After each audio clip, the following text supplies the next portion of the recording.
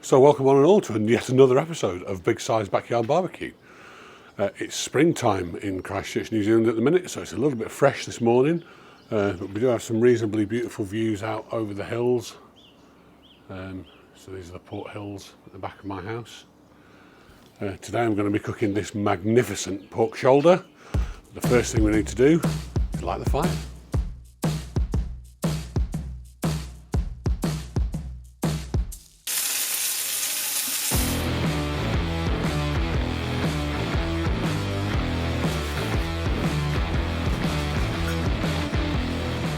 Right, so the fire is lit, so it's time to prepare the lovely meat.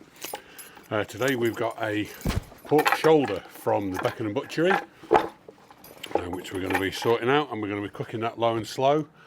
We're probably going to give it about 6 hours, I would have thought, naked, and then wrap it, go the rest of the way, and then pull it and have some lovely pulled pork later on. That's the plan.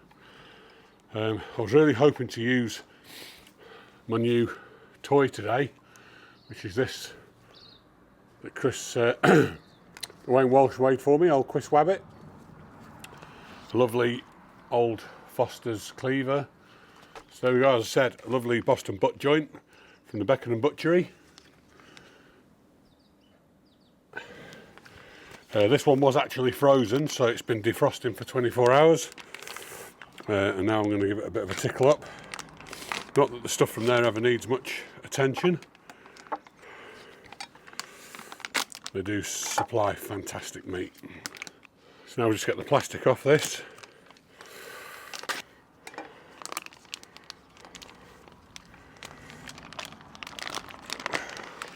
Lovely Boston butt. Doesn't need too much trimming, nice money muscle there. I'm not going to separate that because I can't be arsed. Yeah, but I am going to have to take the skin off. So this will really test my butchering skills, which are really few.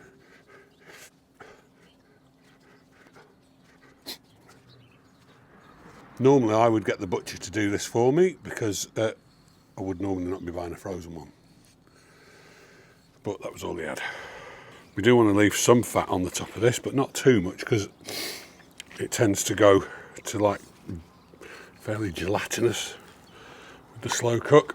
So we'll try and tidy this up a little bit. Bit scruffy. Not that it matters because it's going to be pulled pork. So that's not too bad for a beginner. And we might cook that separately. Might whack that in the air fryer. See how we get some crackling in the air fryer. Right, now to put some rub on it. Just going with a fairly standard pork rub. This one from the Four Saucemen. It's a meat stock winner, so should be good. Controversial part of the video now where I put a binder on. I'm using just some ordinary Master Foods American mustard.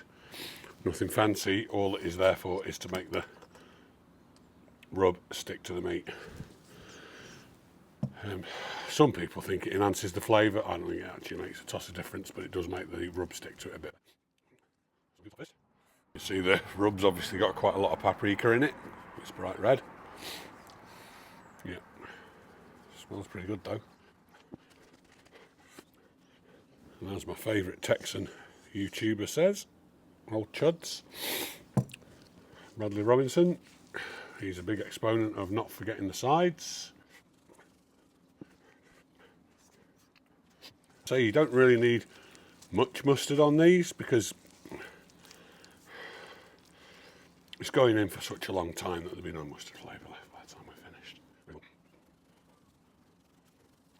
Again, don't forget the sides and the ends. Important to get the flavour all over it and try and get some in amongst some of these crevices. Cover that up with a cloth while I go and check out the fire. The fire is lit but hardly roaring away. Fire's getting going now, so we will continue with our pork and we will whack some more rub on it and give it a bit of a pat on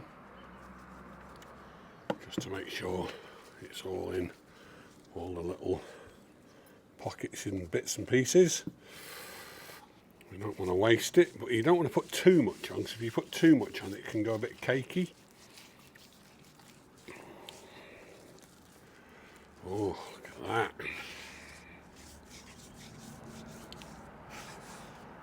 There's probably a little bit too much fat there. Trim a bit of that off, because that will not render. Alright, it's a good time now. We'll close the lid. That now is burning. All being well, it'll come to temperature real quick. Don't forget, if you do want to see more of these videos, you need to give us a like, which is the thumbs up icon, and also click the bell. And if you've got any comments on what I'm doing, please put comments in the comment section below. That's what it's there for. That's why it's called the comment section. And if you want to see more of these videos, as I say, give us a like and hit the subscribe button. Getting quite a few subscribers now. I don't know if there's many more people doing this in New Zealand that are actually videoing it. There's lots of barbecue culture here, but not many people with YouTube channels. So yeah, give the channel some support. It all helps. And if you're in Beckenham Butchery in Christchurch, tell them that you saw Big Size Backyard Barbecue and how wonderful their meat is, and thought that you'd call in and buy some of their meat. Also, I forgot to mention, today I'm going to be using some Urban Lumberjack cherry for the smoke. Really cool stuff, just buy little bags of it. So I'm going to put 3 little chunks of that in, and that should keep the smoke flavour going and get some smoke into this lovely piece of pork. The fire's nearly ready, so we'll be getting that on any second. Yeah, so 3 lumps of cherry wood in there. I will move that one into the flame now so it gets smoking, and then we'll close the vents down because it'll roar away. Fantastic. Right, time to get the meat on. That's it, the meat is now on. There's a temperature probe in it, connected to the fireboard. So yeah, we'll shut the lid, let the temperature settle down, and away we go. Okie dokie, the pork has now reached an internal temperature of 170 degrees Fahrenheit. So time to get it out and then wrap it in foil and put it back until it reaches an internal temperature of 190. So I'm just getting the gloves on. Foil out, as is the norm for when I'm doing this. The wind has now got up because I decided I wanted to do something with foil outside. It's always the way, it's just how it goes. So we pull our probes out, and then we'll go fat side down like that.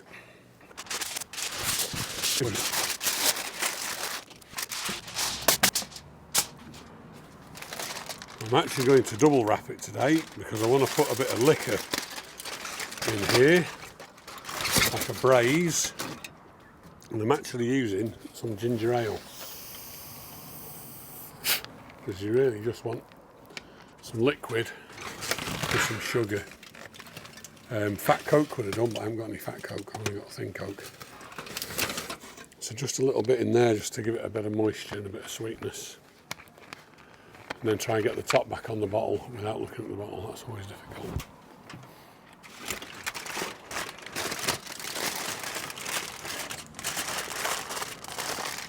So now we wrap that up, like so. Fat side down still.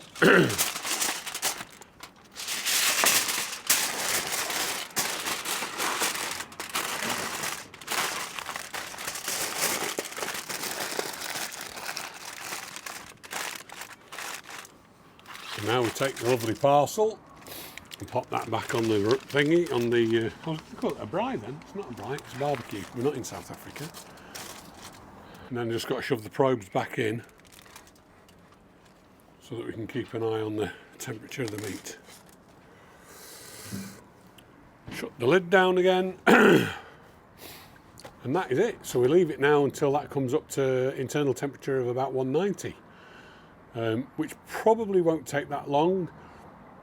Yes, the Oklahoma Joe's Bronco Pro is pretty much a set and forget device. Once you've got your vents dialed in and your fuel in, it's pretty consistent. It'll just keep rocking the same temperature and it'll go pretty much all day. That's been, what we're on now, it's 1:10 in the afternoon, so that's 4 hours that's been in there, and it's not varied by more than 10 degrees from the low to the high, so yeah, real good. Okay, right, back in a bit. So yeah, this is quite funny. I forgot to turn the microphone receiver on the camera, so there's no sound with this.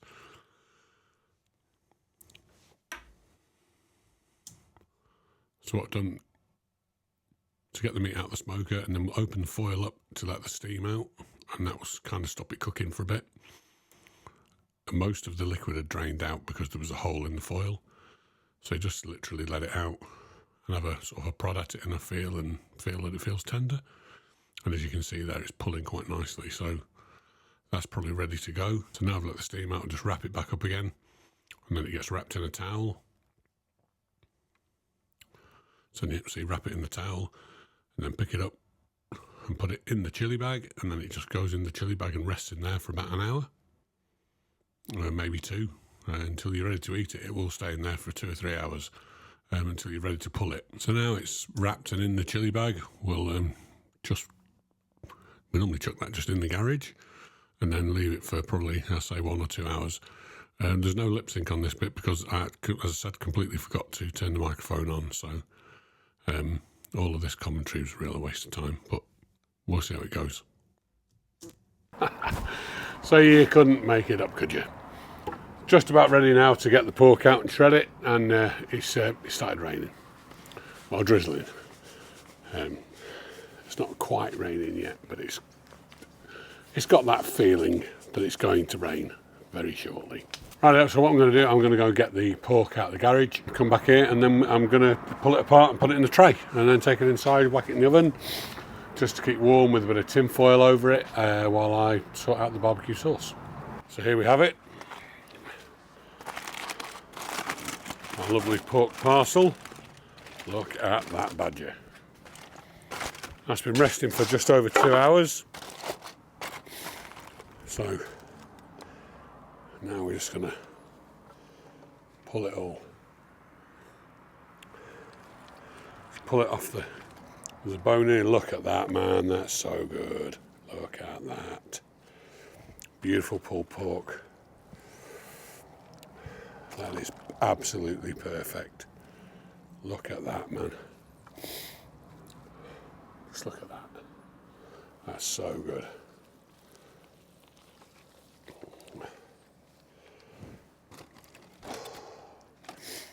That's come out so well, man. Just giving it that rest at the end, it makes such a difference to how moist it becomes and how it pulls. So a few bits of stuff in there that you maybe don't want to eat, but the majority. This is so good. I'm very, very pleased with this. There's the bone.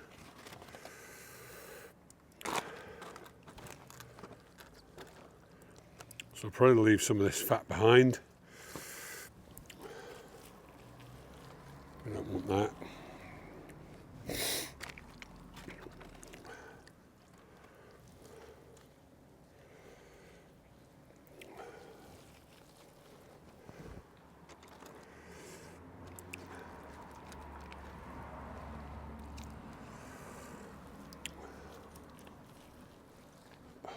Man, this is so good. Far out.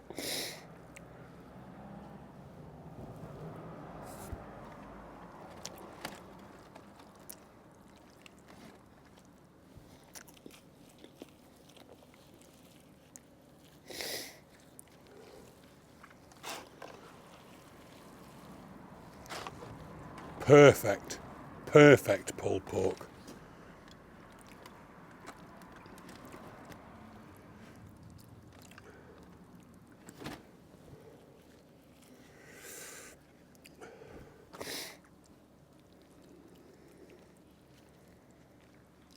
I was hoping the camera's picking this up, because it is getting pretty dark now.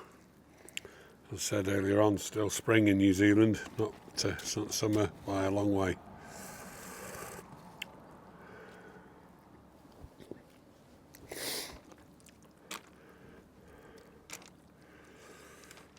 So that's that. Remember, we left that fat cap on, so it's sort of, It doesn't really render down that much. So these bits can go in the bin.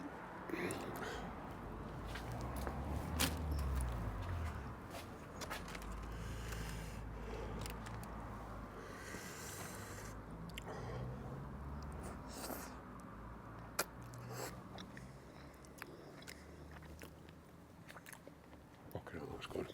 So that's the pork all pulled. It's just, this is magnificent. God, that tastes so good.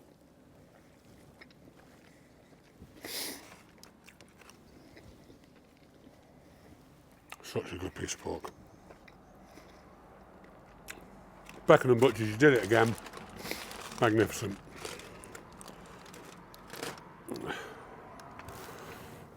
I'll just drip the juice. You can't really see this, but I'm telling you it's happening. Drip the juice into the tray.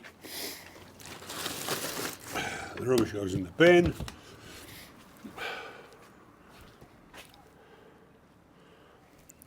And just look at this.